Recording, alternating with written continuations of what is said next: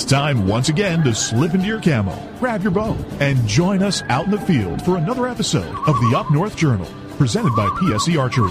The Up North Journal crew is knocked and ready to rock for another exciting adventure. So let's step outside and hit the trail. This episode is brought to you by PSE Archery, Black Eagle Arrows, Cabela's, Antler Action, Spot Shooter Archery, Tom's Custom Turkey Calls, Family Traditions Tree Stands, Badass Slingshots, and Mossy Oak. Welcome back to another episode of the Up North Journal podcast, everybody. I'm host Mike Adams, sitting in the cabin tonight. Dan DeFault. Dan, you're staring at the ceiling. What's the matter? I'm hot.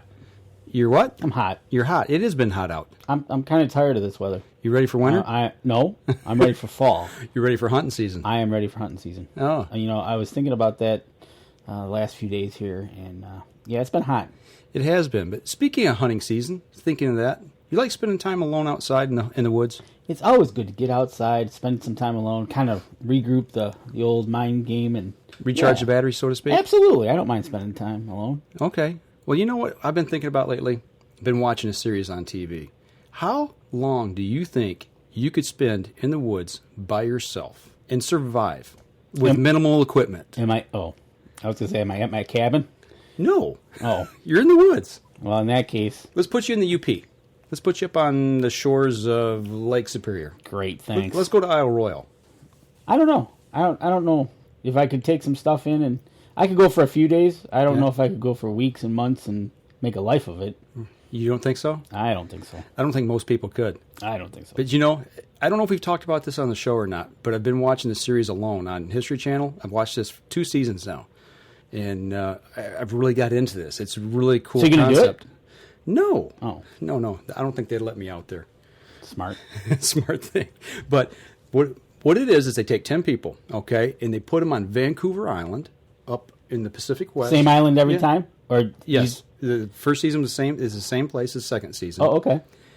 And the winner is the person who stays out there the longest, and there's a prize at the end. And, you know, they win some money, and they get the fame of being the person that survived the longest there. Season 1, a guy lasted 56 days. 56. All right. He was from Georgia.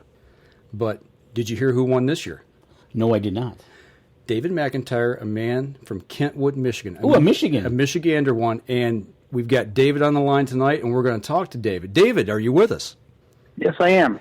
Man, congratulations. That's the first thing I want to say. Definitely. 66 days alone in Vancouver Island. Man, what were you thinking when you signed up for this? When I signed up for it, wow. Actually, they got in touch with me through Facebook, and they said, you know, you look like a good candidate for our show. Could you apply? So I went ahead and filled out the application, and I thought it was a real long shot.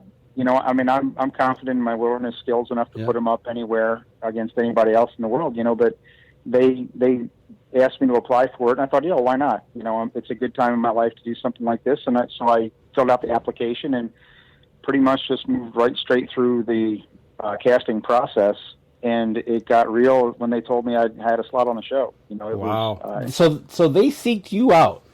They came to you. Yeah, that's pretty cool. That they came to me originally and asked me to apply. I'm sure that was just a wide net casting call and looking for people that might be interested in responding. Okay. You know, that I didn't even know the show existed until I got that message. Okay. Well, that's kind of what I was thinking. That, you know, here you are on Facebook, and all of a sudden you get a message or something that says, "Hey, would you?" Who are these people, and why are they asking me to go sit somewhere for all this time? Well, obviously, then, see, that's something, talking to you earlier in the week, I did not know. So, obviously, when they came and did that, they must have seen something in you that attracted them to having you on their show to see if you could, you know, how long you could last. With that being said, give us a little bit of background about yourself, and so people can kind of set in their minds, they're listening tonight, of, you know, who is this guy and why was he on the show? You've got some skills. Yeah, well, I think that all of us had skills out there. That was not a question. Basically, I grew up in eastern Pennsylvania, and I was just crazy about American Indians as a kid and studied all the primitive skills and that sort of thing as a kid. And I got really into wilderness survival by about 15 years old. I was going out in the Appalachians every weekend with my brother and did that for just years. As an adult, my first big boy job was as a teacher down in Brazil, I had gotten married in 1989 and went down to Brazil in 1990 and taught for 2 years and got some exposure to Brazilian wilderness down there. And we went back in 1994. And throughout all this, I'm doing wilderness activity in the States, studying wilderness survival, and just really crazy about that. But then I moved to Brazil as a missionary in 1999, and I thought I was giving up the wilderness to go down there. But if you go an hour and a half outside the city of Belo Horizonte, you're in the howling wilderness, and we had just amazing wilderness areas there. And that I ended up developing a wilderness ministry where I used wilderness survival training as a leadership development tool for the people I was working with in the various churches there in Belo Horizonte, Brazil. Okay. And ran that from 2000 till 2013. And then in 2008, I founded the Bushmaster Wilderness Survival School with a friend of mine down in Brazil. And that was for paying customers. Okay. Where we would take guided trips in the jungle. And that's how Alone spotted me, is from my YouTube channel. Okay. That all that wilderness stuff was on my YouTube channel. Okay. All right. Well, so Danny, you don't have to worry about them calling and asking if we're going to go. No doubt about it. Not these two boys from Michigan that just sit in their tree stands and deer hunt. So, it's when I saw it the first year, David, it was incredible. This show really pulls you in, and I found myself rooting for certain people, and then I found myself wishing other people would quit, as we went along, and. It really pulled me in. It is just incredible. But now you talked about this as a kid, wanting to learn more about Native Americans and getting out into the woods and things. Is this something that was passed down through your family, or is this something you just kind of picked up on your own? No, my father he grew up in Union City, New Jersey, about as urban as you can get, right across the river from New York. But he hated it. And when he got married, they moved to Pennsylvania, and he was going to raise his kids with some land around him. Okay. I was always drawn to. I had this big, huge forest behind my house, and every day I just kind of lived out there. I had my fort back there as a kid. We all had our forts back in the woods, and I just lived out there in the woods and fields behind my house. And I grew up that way, very rural. And they had a summer home up in the mountains, and we would go up there in the Appalachians and the Blue Mountains in Pennsylvania. And basically, I spent all my free time outside, hunting, fishing, trapping, all that, country boy stuff. Man, what a way to grow up. That's beautiful. Simple. Yeah, simple life. I mean, it is. It's simple. I come home from school. I get my Ruger single 6, go down to the junkyard and shoot bottles. There you go. Yeah, you do that today. That was my childhood. Well, I live approximately 200 yards from where I spent most of my life growing up here, where I'm at now, across the road. And this area that I live in used to be very rural. And I do this. I come home from school, grab shotgun in the fall or 22, and go out in the land behind and hunt. You just don't see that anymore. No. It's a different way of life. And and we're the same. You and I are the same age, so I can relate to that time frame when life was simpler, and you just go out and just do your thing, and nobody worried. Exactly. So nobody cared, and nobody called the police. Exactly. Exactly. You there's the number one thing. Nobody called the police, and you know what? You were respectful and responsible for what you were doing. Yeah, absolutely. Yeah, a clean way of living, a simple way of living, and look where it brought you. You followed a passion, and you followed a dream, and wow, I mean, it's just incredible what you did. When you got that casting call and you went through that whole process, and they said, "Yeah, we want you on the show." Kind of take us through a mindset of how you were thinking, and what did you need to do to prepare yourself to go on a trip, or what were your expectations of what you were going to do? How much time did you have between they said, okay, you're going to be on the show, till you go on the show? Yeah. Okay. Well, I applied. It was. They didn't tell me I was going to be on the show until the end of August. It was like the very end of August. Wow. But I signed up for it, I think, started the application process back in March. It takes a long time. And from the beginning, I thought, you know what, I do have a shot at getting on this show. Mm-hmm. I was confident enough that, yes, I do have a serious chance of actually being on this show. So I'm going to start preparing. I started getting in shape. I started eating right, doing all those sorts of things, studying a lot. And I also believed before they told us that legally, this is a very difficult show to set up. Most of the stuff we teach as wilderness survival instructors is illegal to do, and like all the trapping and hunting methods and things. So I'm thinking, where in the world could they do this somewhere else?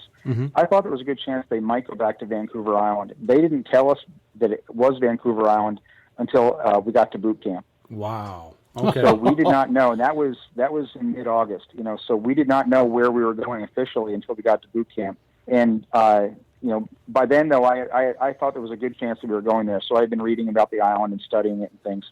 Okay. And that went into high gear once I knew. Okay. But then I had to buy all my gear. I didn't have any winter gear. All my survival gear is all tropical. Okay. From living in Brazil. I just moved back to the States not too long before that.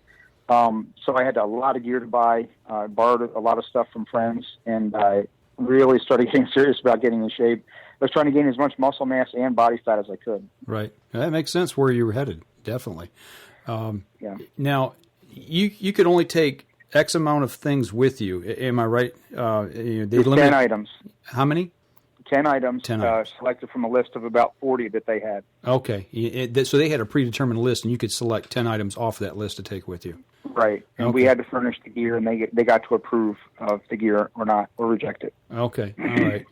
And you and I discussed this a little bit earlier in the week when we talked. Where did you get part of your gear from? I got a lot of my gear from Cabela's, right here in Granville, Michigan. Okay. The great selection is right there down the street, and I went down and I picked up my boots, my wool pants, a pair of gloves, what else? My socks, my whole base layer, merino wool, icebreaker base layer. I got all that at Cabela's. Okay, so the things that you really needed to keep on your body, it sounds like you outfitted your body with the things that were going to keep you alive. That's where you went. You went to Cabela's. Was there a reason that you went there versus someplace else? I'm not going to buy a pair of boots online. I want to walk around in them, and there was a lot of things like that. I wanted to try on my gloves. I didn't feel comfortable buying things off online and then taking them. I wanted to actually physically have them in my hands. Feel, fit, form, the whole 9 yards. Check them out. Yeah, I wasn't taking any chances, and I didn't skimp on gear either. I paid the money to take the right gear. Gotcha. I gotcha. Okay. Well, I'll tell you what. We've talked about we've just kind of touched the iceberg here. I mean, we could talk for 2 weeks on this, really. But I tell you what, we're bumping up on our first break. Let's take our first break, and when we come back, we'll kind of get into this whole thing of actually what happened out there. So we're going to step outside, and we'll be right back after this. I shoot PSE because I like one pin to 40 yards. I shoot PSE for the perfect combination of feel and performance. I shoot PSE because you can shoot lighter poundage and increase arrow speed. I shoot PSE for the fastest bows on the planet. I shoot PSE because my livelihood depends on my bow. I shoot PSE because better engineering makes a better bow. I shoot PSE. I shoot PSE. I shoot PSE. I shoot PSE. Experience PSE. Experience performance. We know the future of hunting depends on our nation's youth. But did you know that in many states, it's illegal for you to take your son or daughter hunting until the age of 12 or even older? As a result, we have fewer young hunters, and the Families Afield program is designed to eliminate those barriers. Hunting is safe, and the safest hunters afield are young people with adult mentors. Visit our website at familiesafield.org to find out how you can bring more families afield.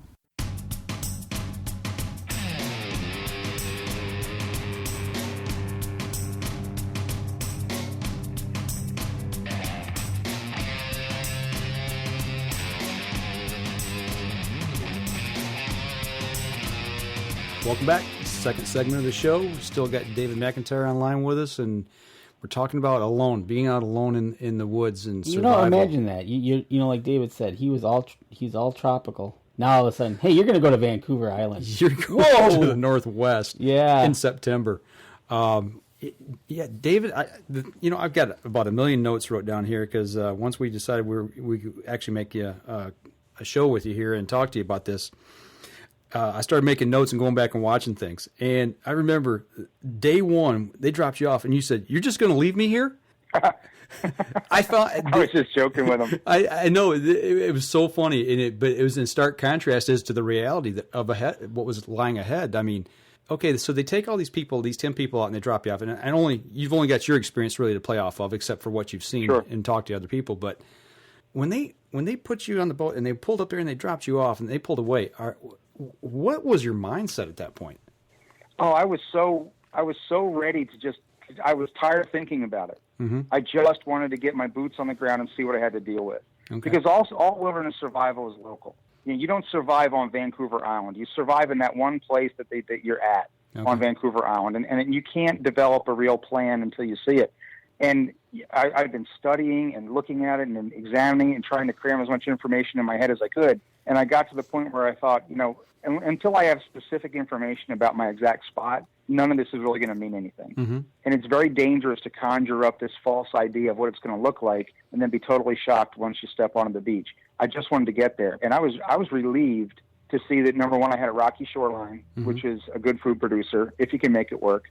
And I was very shocked at the forest that I walked into. It was majestic. It was this old growth, huge trees, tropical rainforest, and there was no poles in it. I mean, there was, I had it in my head I was going to make a log lean-to and raised bed with a lean-to in the back and on the sides to give me some protection and my mm-hmm. tarp over the top. I had this whole shelter designed in my head, and I looked at that forest, and there wasn't enough saplings or small poles to build like half of it. Wow! So I was shocked at that and how dense it was and how difficult it was, because we had done a plant walk earlier during orientation week, and the undergrowth level of the forest was very open where we were. Mm-hmm. I thought, oh wow, this is cool. You have good visibility in the forest. I walked into my forest and it was just choked mm-hmm. with brush, and fortunately it wasn't a thorny brush. It was just salal, and there was still berries on that. But you step off the boat and you're kind of overwhelmed at first by all the different tasks that have to happen, because I wanted to have fire, shelter, and water on that first night. Right. And there was a lot of work, and I was probably dropped off in the mid-afternoon. It wasn't early. It was about noontime, as I recall, that I got dropped off. And I had a lot of work to do before sundown. And I'm looking for predator tracks. I'm looking for any kind of scat on the ground, any kind of animal trails, and not finding any. And to me, that was nice. But I looked around on my beach, and I didn't see any bear tracks, didn't see any bear scat, and kind of figured, okay, this cove is really locked in. I can't get out of this place. Now, that was a realization that happened after the first few days, that I had no way out of that cove unless I really wanted to bust through some brush and climb up through those hills. Mm-hmm. But I had been through that before. I've been through many, many wilderness survival exercises where you walk in and you see a raw patch of jungle and have to turn it into home and find your resources and find a place to stay and all that. So I was used to that, and I had already gone through that progression many, many times before, and I was just applying those principles now to a brand new location and ecosystem I never set foot in. I knew I had fresh water because I had water trickling down the beach out of the forest right there. So I walk up, I have a source of fresh water. I had a large pile of cedar driftwood that was there on the beach, and I could spot all kinds of good fire resources there. My main concern was to find a place to put up a shelter, an expedient provisional shelter for the night. And I just hit it running. Okay. So you didn't have to worry about predators. That was the one thing I had a question, but you've answered that, because I saw some of the people had some problems with bear. Yeah, I did not. I have problems with predators while I was there. Right then was the beginning of the salmon run, and my theory is that all the bears were hanging out on streams that produce salmon, and I did not have a salmon run in my cove. So I was not at a natural, attractive point for black bears. Okay, that's a good thing. Yeah, at that point, that's a good thing. You're right. Well, I know the one was lady, good, but it was hungry too because I didn't have salmon. Okay, well, the one lady, that's what she mainly survived on. Was salmon? Was salmon. I think she was the fourth person left on the island. I can't remember her name. Nicole. Nicole. I wanted to say Nicole, but I wasn't sure. But that's what she was mainly living off of. She didn't live exclusively on salmon. She caught 5 of them. Oh, okay. The way that I saw it, I was thinking that was her main food source. Okay. Yeah, there was a big part of it, but she caught other things and fished with lines, and they don't show everything that we do. Sure. They can't. Yeah, there's not enough time. The show would still be going on. Right. So, Okay, so you get there on day one, you kind of get your bearings, you get things set up, and one other thing that I noticed on here, I think it was it took you made a gill net with some rope that you had, and you said that you had to learn to fish because that's something you didn't. Am I right in saying that you didn't learn as a child, so you had to teach yourself how to fish? It wasn't like I've never fished before, or that was like my first time fishing. I've heard a lot of commentary about that. My father was an excellent fisherman. He was also kind of a difficult person to be around sometimes. So he would take me fishing, and I'd go off exploring. You know, and he tried. I was never the one. I wasn't the son that really took to fishing. Okay. I love the wilderness. I love the streams and all that stuff, but I was not nearly the fisherman that he was, or my younger brother's also quite good. Okay. And it was kind of embarrassing, for me to be, the son who isn't the fisherman and now has to live by it. Yeah. But you picked up on that, and you actually caught, I think it was day 12, you caught your first fish? Yeah. My strategy out there was always to get as much passive fishing infrastructure set up as possible. Okay. That's why I had a gill net. I set that up early. I started making my second gill net immediately because I really believed the gill net was going to be my meal ticket out there. But I had trot lines out. I had other set lines out all around the cove, and my strategy was to get as much of that up and running as possible, and then fish actively with the line and hook during low tide or whenever conditions allowed to supplement that. So it wasn't like I had an either-or strategy. I was always planning on doing both. Okay, I got you. The conditions in my cove really did not allow for the passive fishing stuff to work well. There was just too much bulk help and junk in the water. I lost 7 hooks in the first 2 weeks. Okay. By having them set out as trot lines, and they would just get torn out by bulk help. Okay. Yeah, because I remember you saying there at some point it was really thick in there in that cove, which made the fishing more difficult. And looking back, there was one other thing here that really stuck in my mind early on was there was a point when you were, and I don't remember if it was like the first couple days, but you'd got a fire going, and you had your pot sitting there and you're boiling water, and then I almost cried because I could just see it in your face that pot tipped over and put your fire out, and there went your fresh water and the fire both at the same time. How demoralizing was that at that point? Yeah, that was that's not the first time a pot has tipped over on me in the woods, and many people have had that happen. Well, I built that fire. People were criticizing me for where I put that fire, and if any thinking person who had built that fireplace originally would have put it in the same place because the whole ground was saturated with water. Mm-hmm. I built that was over at my permanent shelter location, and I selected that as a possible location.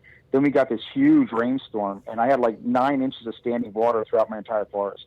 Wow. The 3 other locations I had thought I was going to build my shelter were all flooded, except for that one location. And the only place I had really to build a fire was on that little hump of ground that kind of stuck up. Mm-hmm. And there's a tree root in there. So I built a fire there, and I was, what the problem was is that the fire, you're not building it on dirt. Mm-hmm. The ground there is basically peat moss, and the fire was burning lower and lower and down into the ground. And basically one of my support rocks fell into a hole underneath that tree root, and the pot tipped over. And it's no real big deal there. But yeah, that was demoralizing because I was dehydrated. Right, I remember. Had spent the day before trying to get out of the cove into the next cove over, and I was out there busting brush for about 6 hours, and I let myself get dehydrated the day before. So that morning I woke up, I was still not feeling right, and I had to boil water. And so that was a setback. But it's one of those things. I was laughing about it after I did it. It's like one of those things. You have a setback like that, you just you deal with it. You don't let it get you down. You don't let the negative emotions just dominate. And that's a big part of wilderness survival, right? Is keeping that mental aspect, the positives, keeping the positives in and the negatives out. Sure. I mean, it's not going to go well. It's not always going to go right. You will make mistakes. And, if you're prideful about that, and especially now that I made that mistake on camera, millions of people are going to see it.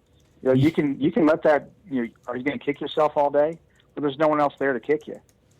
So why would you do that to yourself? Right. Don't let it get you down. Over things quickly. Okay, so you had the setback with the fire and all, and we saw that on camera. We haven't talked about this yet. The fact that not only were you trying to survive out there, but you had this camera deal that you had to contend with and deal with. And he laughs as he says that. That's okay. So was that a real big pain in the butt for you? Absolutely. Do not sign up for this show unless you like messing with cameras. That was absolutely one of the hardest parts of being out there. Was you don't go fishing, you make a movie about going fishing. Okay. You don't build a shelter, you make a movie about how you built your shelter. You don't make a fire, you make a movie about collecting firewood and then making a fire. So all day long you're not only just thinking about the survival tasks and your survival priorities, but you're also thinking about what camera angle I'm going to film this from. Is my camera working? Is the frame leveled out and right? Is the light okay? You're constantly thinking about the camera aspect of it. And then once you get that set up, you're pretty much on point with the task at hand. You're doing what you have to do. But then you can't just walk away. You have to, every time you change positions or change locations, you have to go back, grab that camera. There's a lot of establishing shots they wanted where you're walking out on the beach and setting up the camera, walking back, and then approaching your camera and walking past it without looking at it, and then stopping, turn the camera off, move it ahead, move it behind. You're constantly doing that. And they went get a wireless mic on every day. You had to get up in the morning and wire up and make sure all your batteries are charged. And yeah, it was a full-time job being a wilderness cameraman. And then they went over all this in boot camp. Yeah, they gave us during boot camp. They gave us a camera. They gave us the cameras and let us play with them, and gave us some minimal instruction on how to run them, and then the kind of things they were looking for. And then they went over all that again, much more in depth at orientation week before we left for the island. So by the time I was dropped off on the island, I knew how to get my headphones out and do a sound check and make sure my sound system, wireless sound system, was working. I knew how to sync two cameras together so we could get multiple camera angles of projects we were working on or things, and how to run the GoPros and set them up. And there's a lot to it. There really is. So you and they became gave a us photographer. A crash course in being a cameraman. Yeah, you became a wildlife photographer, videographer. By the way, while you're surviving alone, we want you to do this too. Do this too.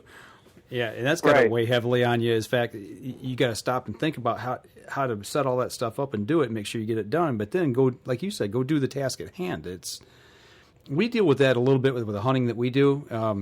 I work in TV behind the scenes at a local TV station, so I understand exactly what you're talking about. And when you go out hunting, last thing you want to do is deal with a cameraman or doing it yourself. And I do a lot of self-filming. It's just like, I'm not going to do that. I'll do that later. Yep.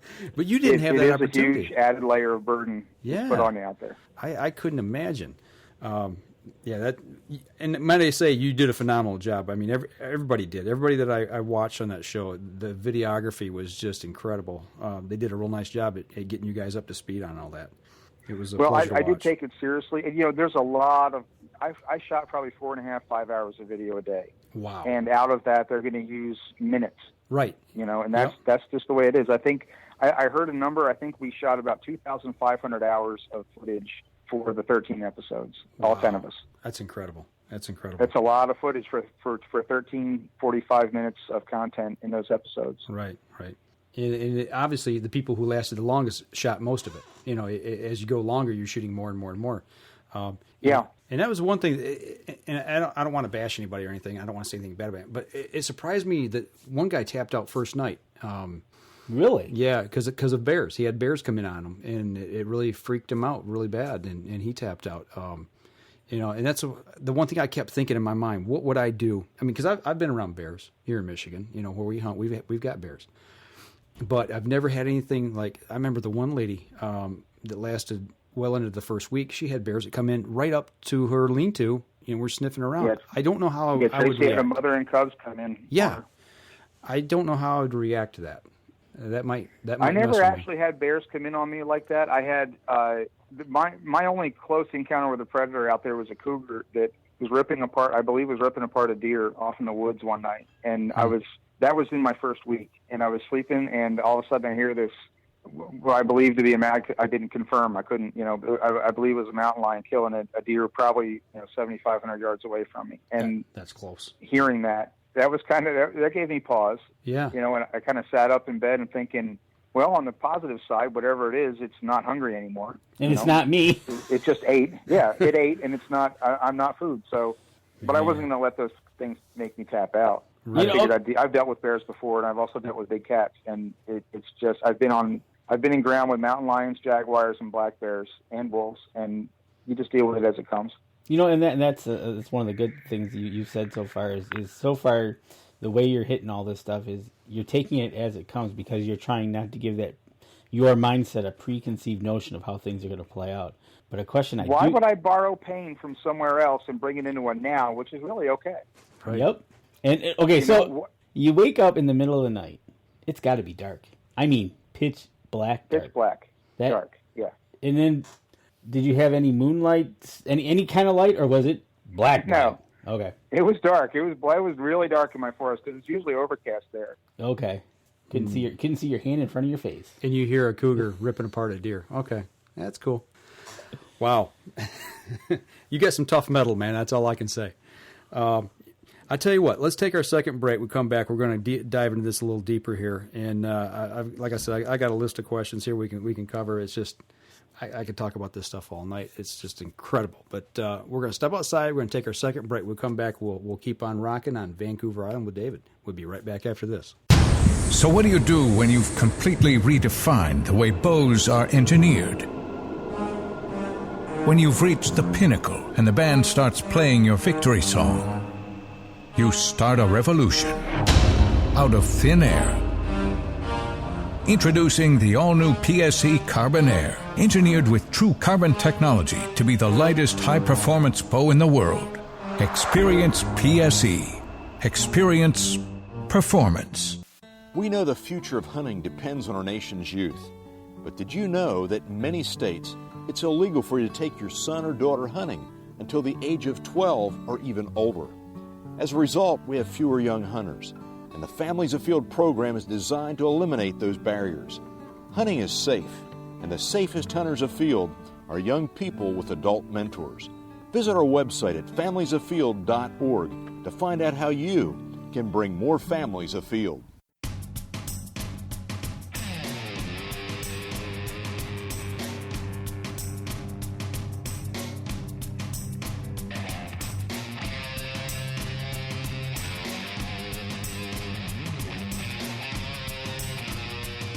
Welcome back, everybody. Third segment of the show. We're still talking Vancouver Island with David here. Okay, we talked about a couple of the pitfalls and bad things that have happened. But next thing I've got on my list here is something you said. And if I'd have been drinking something, I laughed because I would have spit it out, and it just struck me as really funny through all the trials you've been through. You said you made this bed out of pine bough, and you looked at the camera and you go, "What's your sleep number?"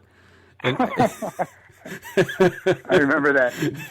Yeah, they actually asked me, the producers had to ask me if I'd been compensated by them for that, and no. That was just me being sarcastic on, to my camera. When you're in the thick of it and you're hitting it hard and you've got all these things going on around you, and to be able, in your mind, to be able to be funny for a moment, is that kind of what kept you going, things like that, and kind of, lighten the mood a little bit, so to speak? I try and keep it light. I try not to take myself too seriously. I try not, I've had a lot of hard stuff happen to me in life, and if you don't find the lighter side, you could miss it entirely. Amen. I try and keep light about things. I'd rather joke around than cry, any day. Sometimes you just got to laugh, Sometimes you do. Even in the worst situation. If you can't see the humor in it, then really what's life about? If you can't laugh at life. Totally agree. It's one way to get through those tough spots. There's times I've wanted to cry, and you do. You just sit and laugh and give thanks for the fact that you're still alive. Sure. It's just that moment in time when you said that, it's just it wasn't odd. It struck me as really humorous, and I did. I belly laughed. That was great. I loved hearing that. But then getting back to the things that were kind of getting in the way. I got here, day 37, you fell in the water. Yeah, that sucked. I cannot imagine what it would have been like. You're wearing all your gear, you're trying to stay warm, stay dry, number one. And when you go in, how long did it take you to dry your clothes out and get back to where you were feeling halfway like a human being? That was just such a stupid thing. I had this, my hands were numb. That's what it was. because it was drizzling and it was really cold. You know, it wasn't freezing rain, but my hands were numb. Sure. And I tossed that thing out with I had a fish. I took a rock and I shoved it in the mouth of the fish. It was just the skeleton of a fish. I'd filleted that the night before and eaten that fish, and it was just the bones and the head. And I put a big rock in his mouth and tied that 100-pound test monofilament line on it, and I was just going to toss it out and leave it in the water while I was fishing, and maybe pulling a crab. And it slipped out of my hand. There was a loop of it over the roll, and when I tossed it, it yanked it out of my hand, and it landed right at my feet on this little rock ledge, right at the edge of the water. And it was just like, that's going to sink out of, into the surf. Right. And I'm going to lose my line. It was just like, oh my goodness, I'm going to lose my line. And it was right there at the base of those rocks. Mm-hmm. So I stepped down on this little ledge, and as I turned, my boot slipped off, and bam, I went in the water. Yeah. And the stupid thing was my fishing pole was right there. I could have just stopped, taken a breath, taken the hook, and hooked the line and just brought it up. It was a simple fix. Mm-hmm. But no, I had to be impulsive. Maybe I wasn't thinking straight. Maybe it was because I hadn't been eating or whatever. I don't know. I just stepped down that ledge and fell in. And now I was in up to my waist, and my one arm was totally soaked, and both my boots were just flooded. I had muck boots on, muck Arctic Sports all the way up to high calf. Uh-huh. All that wool. Oh my goodness. Yeah. So I climbed out, and I was really, really angry at myself for doing it. And I did not swear on camera. I'm very proud of that. I remember you saying that. I do remember you saying that. And yeah. I couldn't imagine. That's something I told myself I wasn't going to do. I'm human. Sure. I get frustrated too. Absolutely. My filters can break down sometimes too. Mm-hmm. But I didn't swear on camera. And I remember saying, okay, now this is what I get to do for the rest of my day. And pretty much that's what it was. And production had told us if we had any kind of life-threatening emergency that we were obligated to call them and let them know. And I went back to my shelter that day. I just take everything, grabbed my camera gear, all that stuff, and just marched all the way back to my shelter, sopping wet. And I got my satellite phone. I didn't have satellite signal at my shelter, so I had to walk all the way back to the beach, which wasn't really that far, but I was cold at this point. I wanted to get out of the wet clothes and get dry. I walked down to the beach. I called production and told them what had happened, that I fell in the water, and I'm going back to my shelter to light a fire and dry out. And I learned later that they actually were headed for the boats to come out and check on me and make sure I wasn't dying of hypothermia. But I got a fire going right away, and I got my wet clothes off. I had a pair of wool pants, the Cabela's real thick, heavy wool pants. I had them in my pack, and I got them out in a black fleece that I had as extra clothes, and I put that on, and then just made this huge fire, burned up all of my decent hardwood, drying my clothes for the rest of the day. And then later that afternoon, I figured, okay, I'm just tired of doing this. And I got in my bag with my damp clothes on. At that point, they were just damp. Okay. It was all wool, but they were just damp. And I just kind of decided I'm just going to stay in bed until tomorrow and just take today as just take a mulligan on today completely and write it off. And it was probably the best thing I could have done, just to conserve my energy. And my bag was Wiggy's, Lamilite bag, and it handles damp really, really well. And my clothes dried out overnight. I was bone dry in the morning, and it was just like, okay, get to do this day completely over again. What day was that? Day 37? 37. So almost halfway through. Halfway through. A little over halfway. Are mistakes like that, I mean, just generally speaking, in wilderness situations, are mistakes like that what really put people in trouble?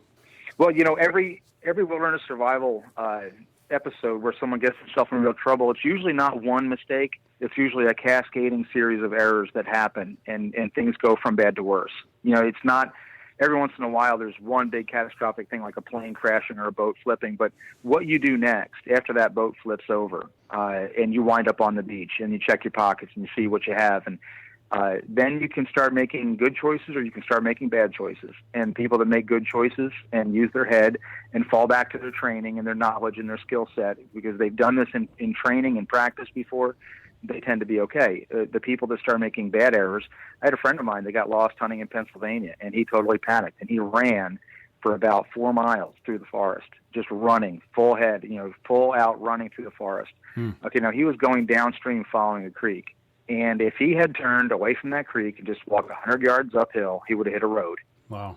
But he was in a blind panic and just running headlong. Now, for him, it turned out okay because that stream eventually crossed another road and he came to a little bridge and came out to civilization. But what if he had tripped in that? Right. What if he had fallen down and broken an ankle in that blind panic run? Mm-hmm. But because he didn't have training, because he didn't have experience, he didn't have preparation, he didn't know what he was doing, when he realized he was lost, he was susceptible to panic. Well, now, if you know what you're doing and you're lost, you sit down, you take a break, you orient. There's things you can do. You don't have to kill yourself with bad decisions. Right. Now, in your training, and I'm not talking about specifically for the show, but throughout what you know, have you ever practiced something like that where you're in a situation? Can you practice something like that where you put yourself in a situation and you're like, okay, where you can safely get out, but you say, I'm going to fill my boots full of water and I'm going to practice getting my clothes dry. Do you do things like that as a survivalist or not? Sure. Well, there's a very fine line between practicing wilderness survival and getting yourself into a situation where it's necessary. People get themselves in trouble doing this. You can practice winter skills next to your Jeep. Mm-hmm. You don't have to hike 5 miles into the woods to practice your cold weather skills. You can do that outside your own home. Right. I got you. The thing I see most people getting themselves in trouble with in terms of practicing wilderness survival techniques is that it's tied in with their identity. And it's an ego thing. Mm-hmm. They want to be known as a tough man rather than someone who is a skilled man. And that's the number one thing you have to divorce from learning wilderness survival is the ego, the desire to be seen as something, to be known as something. The wilderness is the wilderness because it already won. It already kicked our butts. Okay, Mm-hmm. Every easy place on this planet's already been settled. All the wilderness areas that are out there now are wilderness because they kicked us out. Okay, they're not the nice places. West Michigan is a beautiful place, and it's all civilized, and it was pretty easy bush to conquer. Mm-hmm. It's a nice place to be. When you go to the north end of Vancouver Island or places like that, or the Amazon jungle, they're wilderness. They're untamed because they're untamable, and it's already won. So the idea that you're going to go out there and conquer the wilderness, no, you're not. It's going to go out there and it's going to kill you dead if you mess with it and don't respect it. And anybody who hasn't had their head handed to them in the wilderness didn't go in deep enough or stay long enough. Okay, it's already won. No, that pretty much sums up in a nutshell right there. That's a great quote. I think plus another thing that he said, you can do it right outside your house. Well, yeah, if you're going to practice something, I mean, I couldn't. A buddy of mine goes. He's been twice up to Isle Royal, and he kind of takes his provisions. It's not a survival thing; it's more of a getaway thing for him. But I'm afraid to go up there because it's so primitive. I don't know. I don't have that skill set. Yeah, I could camp out in my backyard and practice things there, but yeah, I respect you guys that do that kind of stuff. Heck yeah, it's no doubt about it. I'll watch from the comfort of my chair and watch you guys do that kind of thing. It's but yeah, mass props. I get into the challenge of it of solving that problem. Mm-hmm. That was what I loved about Brazil. Is there's nothing written about wilderness survival or bushcraft in Brazil. You have to learn it on your own or learn it from people that are living that lifestyle.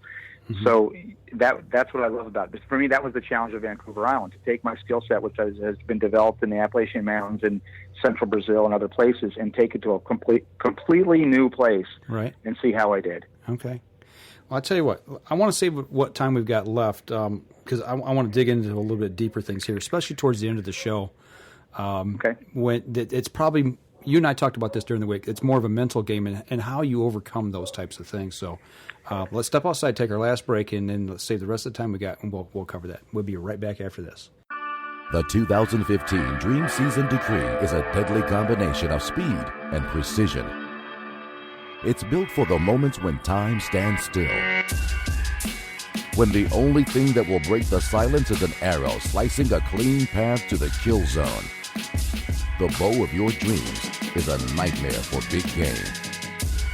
This is PSE's Decree. Experience PSE. Experience performance. We know the future of hunting depends on our nation's youth. But did you know that in many states, it's illegal for you to take your son or daughter hunting until the age of 12 or even older? As a result, we have fewer young hunters, and the Families Afield program is designed to eliminate those barriers. Hunting is safe, and the safest hunters afield are young people with adult mentors. Visit our website at familiesafield.org to find out how you can bring more families afield.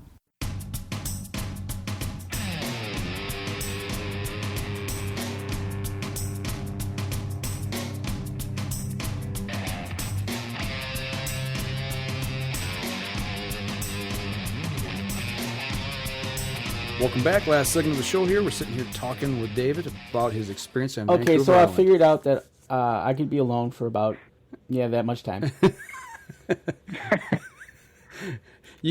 How do you sit alone in your tree stand and gun blind? Oh, that's okay. That's okay, huh? Yeah, because you're only 200 yards from the cabin? I'm within 200 acres of my cabin. Okay, I got you. Right on. Getting back to talking about things, as I watched this show progress, David, I kept seeing people change. And I mean, they really changed mentally. I cannot imagine what it'd be like to be alone for 30 days, 40 days, 50 days, and you went 66. The mindset and what you had to do to keep yourself sane, because the gentleman that finished second, he had some issues there towards the end that he was really struggling with, to overcome. Talk a little bit about, some of the places in your mind that you went and how you overcame some of those things. It moves in phases. You start and you're so busy that you don't have time to think about anything. And then for me, the first psychological thing I started noticing was changes in the way I was dreaming at night, and also during the day, I would get songs stuck in my head, and I could not get rid of them. Really? I remember before I left for the island, I was practicing making gill nets here in my apartment, and I had Pink Floyd Dark Side of the Moon playing, and while I was making gill net. And when I got on the island and started making that gill net, those songs started playing in my head. Not the song, the entire album was like on endless loop in my head. Wow. There was just no stimulation coming in. There's no one to talk to. There was nothing to listen to. And my brain was just addicted to that, of having constant stimulation. And it's just quiet. It's just silent. And at night, I would dream about food and I would dream about people. Every night, I'd be in crowded places, usually shopping for food. I'd be in a crowded Asian market, or I'd be in the central market downtown in Belo Horizonte, Brazil, or I'd be here at Aldi's, filling up a cart, with canned goods and stuff. And it was constantly and dreaming about my kids. And as time wore on, those dreams started to fade, especially once I started getting food from my cove. I would dream exclusively about the forest. I'd dream about the sea. I'd dream about nature, about fishing, about crabbing. It was totally, my mind completely accepted the fact that I now lived in Desolation Cove out there, and that this was part of where I was supposed to be. The other thing that happens is all those things that you emotionally repressed in the past, they all pop back up. Your body goes through a detox. If you stop eating, your body will take all of its toxins that are stored up in your body and start expelling them and getting rid of them. And your mind does the same thing emotionally. All the things that you haven't dealt with, all of a sudden the memories start coming back, the conversations start coming back, and all these things are coming to the surface. And if you don't have a good mechanism to deal with that, a healthy way to deal with that already, it's not the kind of thing you want to find while you're out there by yourself. I can imagine. People say that I'm going out there to find myself. Well, there's a lot of garbage in us too. And if you're going to find yourself, you're going to get an honest look at who you really are. Fortunately, I think I did have a healthy way to deal with that, and through my faith and different things. And when bad things came up, I remember one day going through this whole series of people I just needed to forgive, and just laying those people out there before God and saying, okay, Lord, yeah, that happened and it was wrong that they did that, and I forgive them. I let them go to you. And it was a healthy way to do things. And for me, it was like, the physical detox was making me healthier, and that emotional detox was actually making me mentally and spiritually healthier while time went on. It wasn't like I was stuck with all these negative things and I didn't know what to do with them. I was stuck. They came up and I dealt with them, and it was a cleansing process for me. I'd always said, time away in the bush for a few days always kind of reset me, something basic in me, and got me right. And I wondered how long will that, after that process takes place, how long will it become a detriment? How long will this then start tearing away at me mentally and psychologically? And it did. I had the same kinds of struggles that Larry had, towards the end there, missing my kids horribly. I would only notice that once I had a belly full of food. Then once I ate, then the emotional needs would come up. So your physical needs were met at that time with the hunger, and then all of a sudden your body reverted to more of the emotional side.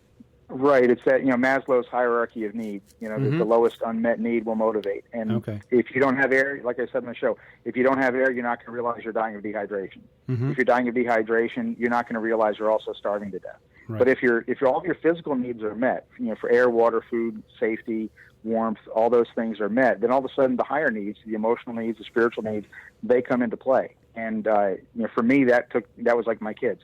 I would get a good meal. I finally get to lay down and go to bed, and now I can't stop thinking about my kids and how much I miss them. And it was hard. It kind of goes with a quote that you had, and I wrote it down here, along with what you're saying right now. And you said, and I can't remember if it was at the end of the show or at what point, but you said, suffering is value. It's part of life. It's what you do with it. You can let it make you bitter, or you can look for the deeper meaning of it. God is trying to teach you something, and the pain goes away. When you said that, delve a little bit into that and where you were at and how you got through that and what you did with it. It's funny to me that people think that I said that as I was leaving on the helicopter. That's when they used that quote. Right. I believe that was one evening. I would set my camera up and ramble at it, and Okay. I was talking about that. I was thinking about Romans chapter 8, Okay. and that, what shall separate us from the love of God? And, for the sufferings of this present time are not worthy to be compared with the glory that will be revealed in us. Mm-hmm. I was thinking about those things, and probably thinking about sermons I've preached about it and things, and now I had to take my own advice. That suffering, nobody escapes.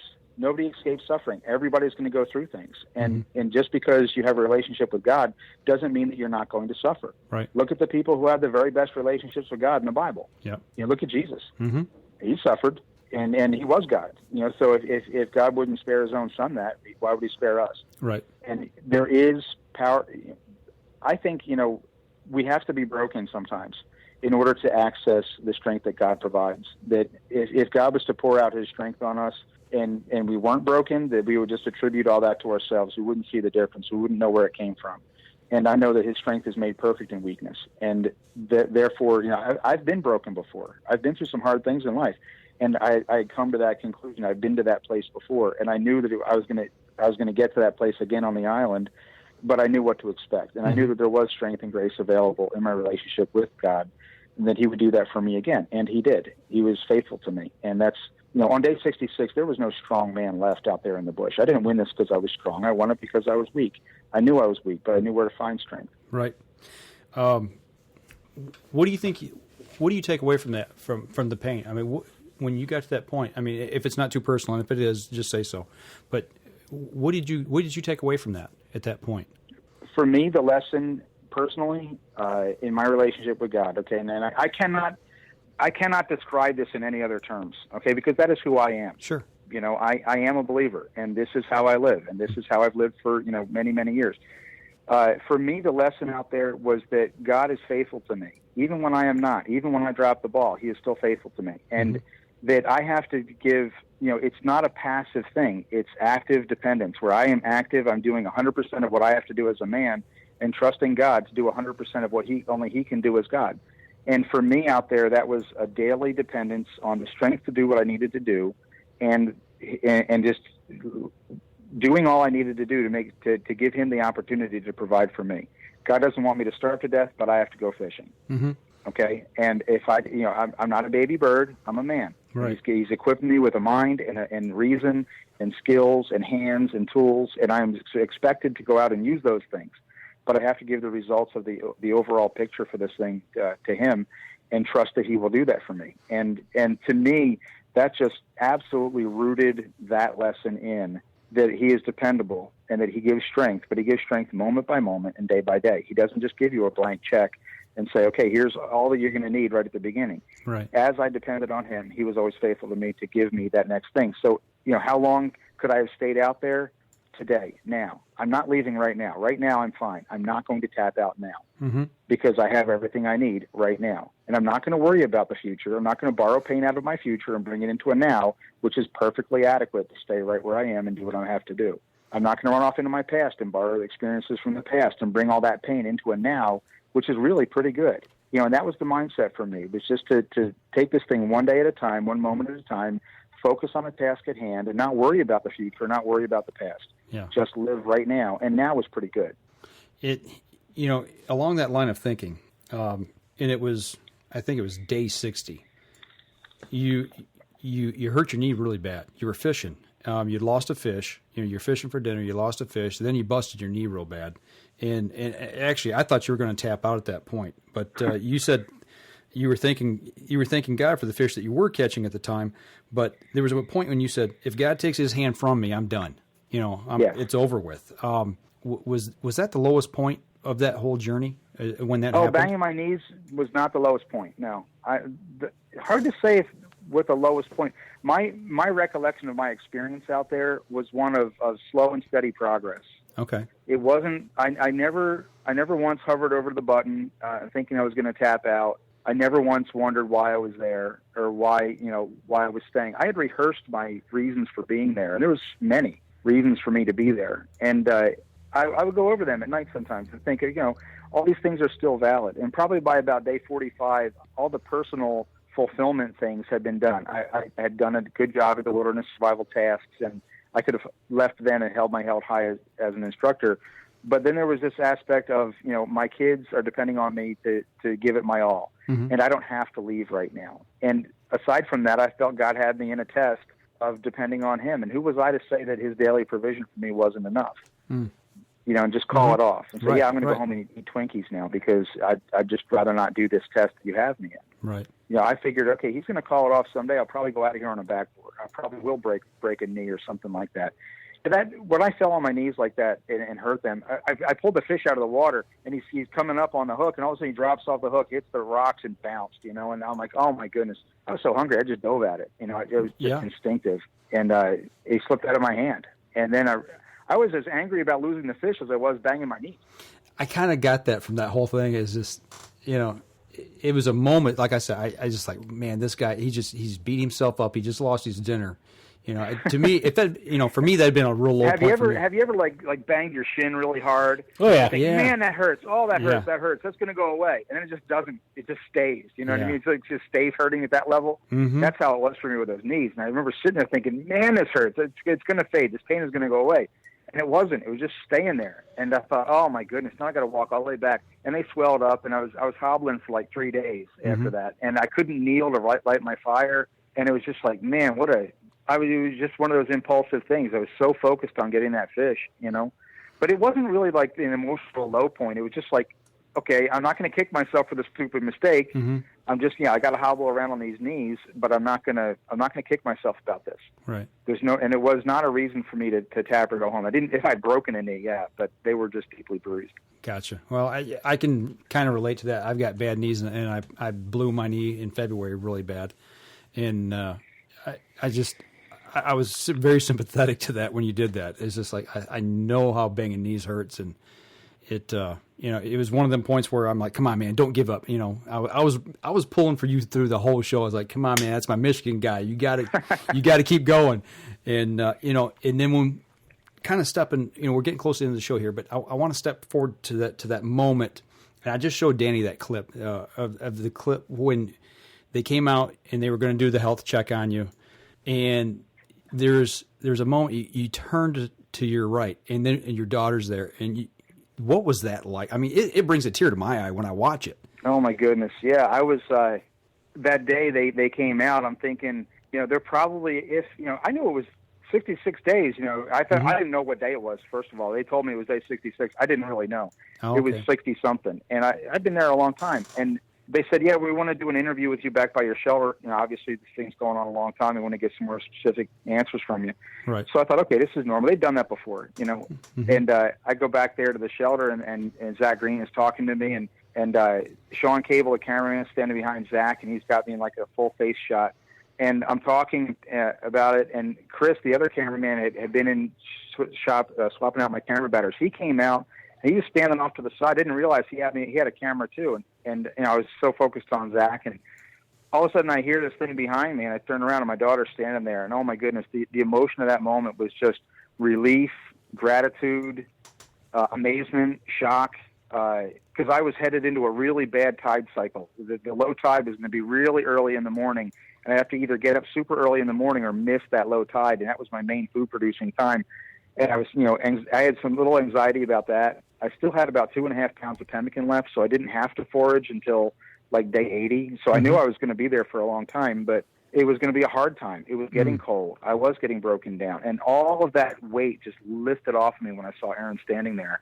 And I couldn't believe that I had done it. You know, I honestly thought I was going out with an injury or an illness at some point in the next 2 weeks. Okay. And, to know that I had won, and I could go home, I could get a shower, I could get a meal, I could begin this process of recovery, because I was like a walking stick figure at that point. How much weight did you lose? Yeah, I lost 35 pounds out there. I went out at 195, and they took me out at 160. Wow. Oh, wow. That's incredible. Yeah, but I had stopped losing weight. You know, they would weigh us periodically when the doctor would come every couple of weeks. I'd sit in a scale, and I had stopped losing weight out there. My last 2 weigh-ins, I hadn't lost any weight, so I was holding my own survival-wise, which was really encouraging to know that I had stopped losing weight. Wow. You know, your body shrinks. You lose so much muscle mass that you have a much lower metabolism. Okay. You go from being an SUV down to like being a Prius, you know?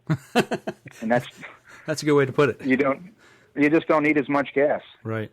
Wow. It's when you turned and you saw your daughter, at that moment when you seen her, did you know then that you had won? Was that the clarification of that you had won the challenge? Yeah, that's how I took it. Okay. That's when I saw her, that's what I understood, that she was there, that I had won, and I was going home. You know, every day they would come out for those media medical checks. That was not a fun thing. You know, because you got this mindset of being alone and dealing with it, and then you have all of a sudden this little group of people come up and they're there for like 15 minutes and they leave. They're hindering it's like what you're doing. dangling an hors d'oeuvre in front of someone's nose who's starving. You know, right. and it was not a good thing to have them coming out every week or so, and seeing people for that little tiny brief moment and then having them drive away. Mm-hmm. And every time they'd sail away in the boat, I think, okay, someday I'm going to go home in that boat. Not today, not this week. I'm not going to call them to come do that, but someday I'll get to go home in the boat. And I said that to Erin, you know, I'm going to get to go home in the boat today. And she already knew I was going home in a helicopter. She's like, yeah, Dad, you're going home. Yeah, that was pretty cool. And I remember you said that was your first helicopter ride, too. Yeah. That's something. And it was a beautiful day when you left. I mean, it was like, you know, picture perfect skies. It was a gorgeous day. Gorgeous day. For other reasons for you, though. I mean, you got to go home. Yes. Now, when everybody's going to, you probably answered this a million times, but what was the first thing you ate when you got out of there? The first thing, it was very anticlimactic. You know, as like an afterthought, they pulled the boat in after they told me I'd won, and I had a roast beef sandwich, a bag of barbecue chips, and a bottle of water. And I just scarfed them down. You know, when I got back to the cabin, the one thing I really focused in on, they flew me to a cabin, and I stayed there for a couple of days, kind of re-socializing. There was a jar of organic peanut butter in that cabin, and I ate it, the entire thing, like with a spoon. I just remember standing, it was like crack cocaine, or just spooning it into my mouth, just eating. I couldn't stop eating. It was probably, I imagine but that peanut butter, oh my goodness. It so was just good. The most amazing tasting thing. The fat and the protein and the crunchiness and the texture. Oh my goodness. So okay, so you know you okay. So this is a question that I have of all these shows. You're now declared the winner. Everything. What'd you do with your camp? Oh, the camp when he was done? Yeah. Oh, the camp. Yeah, the crew comes back and they had an agreement with we were on tribal land, and the agreement they had struck with them was to return our campsites to leave no trace condition. Okay. So the crew actually would go back out there and remove every trace of human activity that they could from those sites.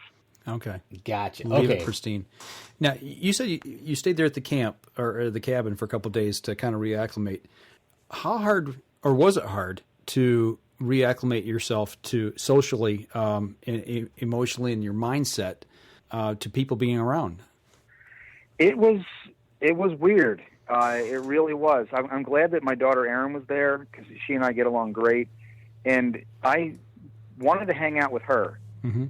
But I really kind of found other people and irritating. I mean, I don't think they knew that, but it was irritating to be around all that activity all of a sudden. And they knew that. I think they knew that it was hard on all of us. If they had put me in like Vancouver Airport at that same time, I would have been a mess. Oh, okay. Yeah. I did not like staying inside my cabin. It was too hot, stuffy. It seemed unnatural. It just seemed confined. I couldn't hear what was going on around me. I'd go outside and I'd sit on the porch, and it was like really cold and frosty there. I'd sit on the porch in one of like an Adirondack chair. Mm-hmm. And I remember the first time sitting out there at night, it was like later that night, a truck rumbled down the road down below the cabins, and it just gave me an adrenaline rush. I mean, my heart was pounding. I'm sitting there just kind of with my eyes closed, chilling, and I hear this go past. And, oh my goodness, it was just like I'd been charged by a bear almost. That's what it felt like emotionally, because my mind was interpreting sounds like I was still in the forest. Wow. And even when I came home, I'm sitting on my porch at my apartment. There's a pond outside, and it was like my first night back in Grand Rapids, and I couldn't stand being in my apartment, so I go outside, and I'm sitting in a chair out on my deck, and a duck swam up, and I radar locked on that duck. I was ready to pounce. Lunch. I'm going to cook you for dinner. Yeah, I was just like, it came into the corner of my eye, and I froze, and I turned just with this desire to kill the duck. Right. Oh, that would have made. Okay, you're now in Grand Rapids. You cannot go killing. The neighbors would have loved you. Yeah, the neighbors would have loved them. Oh, yeah, don't kill the ducks. Yeah, that's funny. I'm sorry, but that's good. Looking back at the whole experience when you've came back, since you've been back home, how have you changed? I mean, what's the one thing you really notice that's made you a different person now than what you were before you went? I don't really think about stuff all that much, buying stuff. It's kind of weird to exercise. You stay out there for 66 days learning, having this lesson reinforced again and again that you really don't need a whole lot to be happy, and then they hand you a check at the end of it, which would allow me to buy whatever I want. I don't really get into stuff. I value my relationships with people much more. I'm much less inclined to allow people that are negative into my life.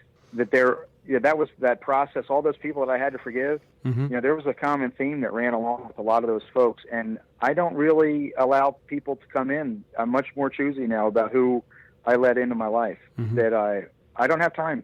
I don't have time to repeat those same mistakes. There's too many people that I love and who love me and who really want to spend time with me, and I really appreciate, and it's an uplifting thing.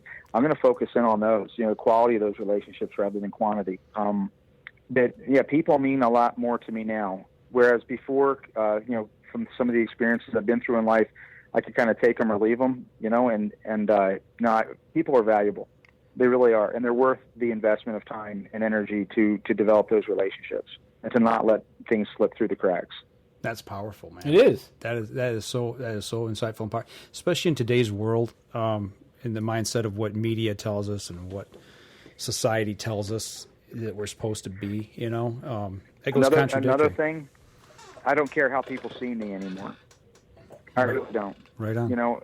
I've had people, I'm a Christian. I'm not a perfect Christian. Right on. I've had people, want to judge me over that or not be associated with me for various things. I'm fine with that now. When I look at I just watched the other day, I watched that final scene, and I like that guy. That's one of the things I learned out there is I actually like that guy that's on there. It's okay. He's got all kinds of flaws, all kinds of problems, but I accept who he is. And I like that guy, and that's okay. That's great. I don't have to measure up for other people anymore. That's right.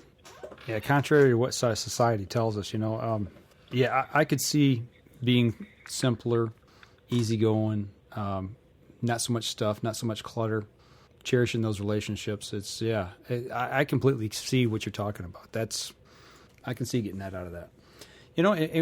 Going through things in life, people that listen to our show, they kind of know my backstory and my background of some of the things I went through 3 years ago. And you're right. When you put your back against a wall and your metal's tested, don't sweat the small stuff. It doesn't matter. It just doesn't matter. It's just because society tells you it doesn't make it true. Relationships. We go through life trying to pump up our strengths and hide all of our weaknesses and defects. And we spend so much time and energy trying to put out a false image of who we are to protect the person that we know ourselves to be. Right. And I don't care if people know who I am, the real thing. You meet me, you get the real thing. It's okay if you don't accept me, because I accept me, and I know God accepts me, and that's a huge strength to live with. And really, in the end of it all, that's all that matters. The only two people you got to answer to. Yeah, it's it sounds like you're the type of guy I could sit around a campfire and share stories with all night. It's just you've got an incredible story to tell.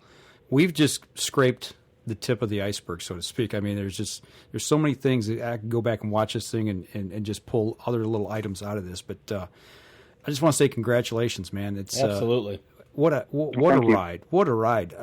And anybody that thinks that they could do this, go watch this show and see what these people go through. And my hat's off to all 10 people who went out there, because it takes guts to even go out there, to say, yeah, I can do that, and put yourself on the line. That's incredible. They were an incredibly talented group of people out there, and to tell you the truth, anything could have happened. I could have twisted an ankle on day 52, and that would have been it for me. Right. Well, the one girl who cut the tendon in her thumb with the axe, just splitting kindling, a simple task, a simple repetitive task, and there was one slip, and she was done. Just that quick. So we were all that close to the edge. Yeah, I can imagine so. Just like you said, one fatal mistake, one way or the other, would have taken you guys out. One oops away. Yeah. So, and it's that happens in life. I think there's a lot of life lessons, like you're saying. It's just. It puts things. I got to imagine it's really put things in perspective for you, looking back. Yes, absolutely. Is that the best thing that happened to you out there, you think? There was a lot of good things that happened to me out there. It's very hard to pin down one lesson or another, but it was an incredibly positive experience for me. It was the right thing at the right time, and I really do believe that God had his hand in it and in putting me out there when he did. And it was the perfect thing for me to be doing at that point in my life. I needed that time alone, after going through divorce and losing my career in Brazil and all that, and it was fantastic. It was a very healing experience for me. And, I'm still working out the lessons learned. That's awesome. Well, before we let you go here, if somebody were to want to see some of the things, obviously the History Channel is one place they can go watch this. Where can they see some? You said you had a YouTube page, right? I have a YouTube page, the Colhane Channel, Colhane.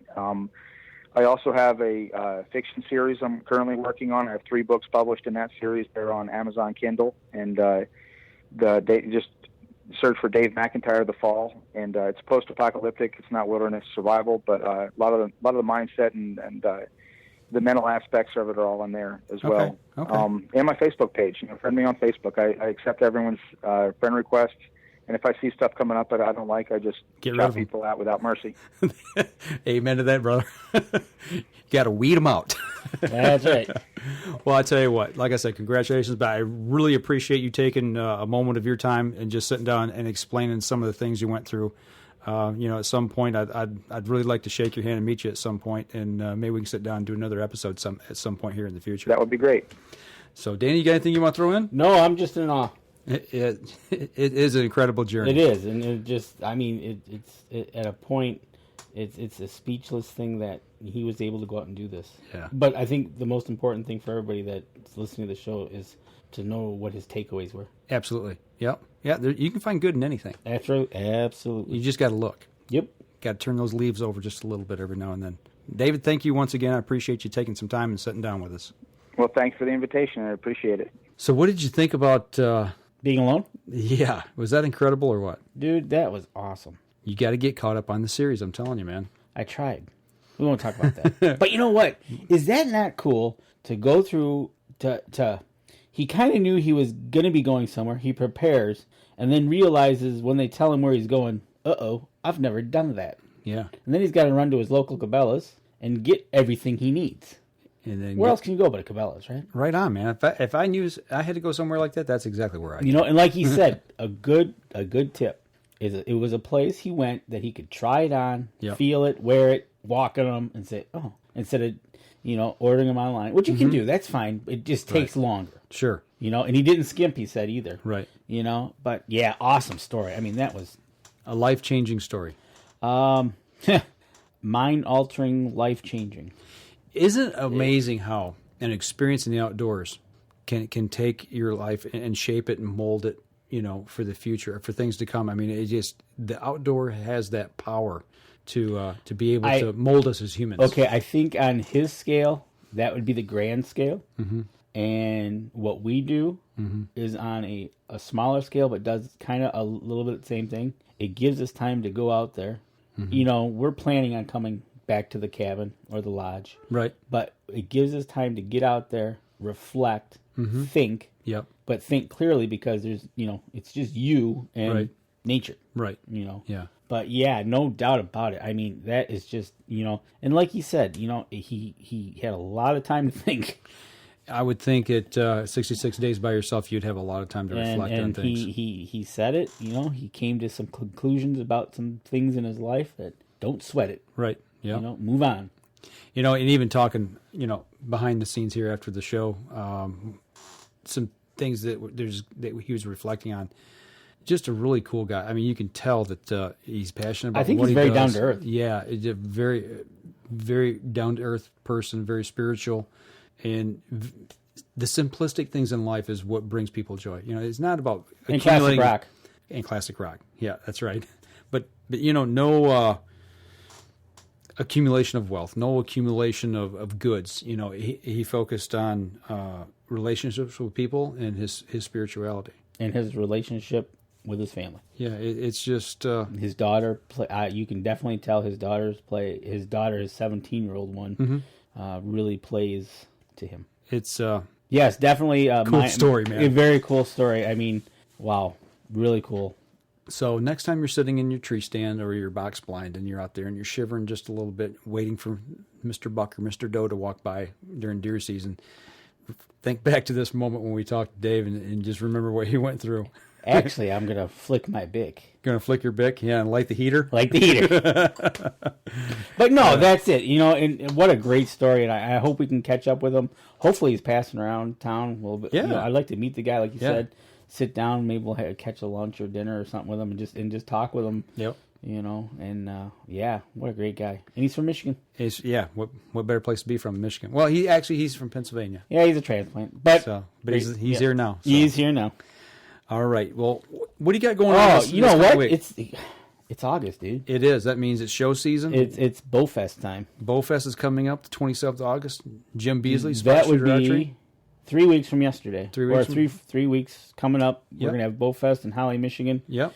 You guys, it's that time of year. Time to start shooting. Mara's coming up from Ohio for that? Mara's coming up, and we'll all be there and hanging out with Mr. State Champion Jim Beasley. That's right. He won another tournament. That's what it looks like. Watching Facebook, he was number 1 on the podium. Yeah, that guy, he's lights out when it comes to archery. I know. He's phenomenal.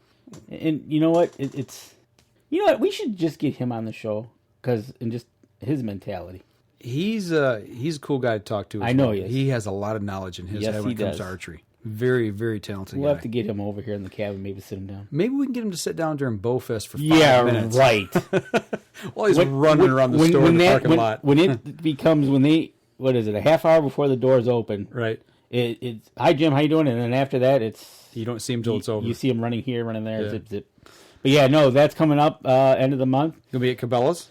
Going to be at Cabela's. You're going to be at Cabela's next weekend, right? Yep, up in Saginaw. For NRA Day. I believe it's NRA weekend, yes. Yep. So we got those coming up in the month of August. And then we'll be there in September as well for fall. Oh, I'm going to botch this one. Great Outdoor Days. Great Outdoor Days. Yep, the fall. Yeah, it's the second Great Outdoor Days. Yeah. Yep. So, and then we got Woods and Water is going to happen. And it's all kinds of good stuff. Opening season of Goose is September 1, right? Yep. So. Yep, that's coming too. Stay tuned. We're going to be hitting it hard and heavy, doing as loud as we can, and bringing you some great Up North Journal shows. All right. Well, that'll do it for us this week, folks. This episode was brought to you by PSE Archery, Black Eagle Arrows, Cabela's, Antler Action, Spot Shooter Archery, Tom's Custom Turkey Calls, Family Traditions Tree Stands, Badass Slingshots, and Mossy Oak. Thanks for listening, and join us again here next week. Until then, remember, as we always like to say, if you're out on the water or in the woods, shoot straight and be safe until next week on the Up North Journal.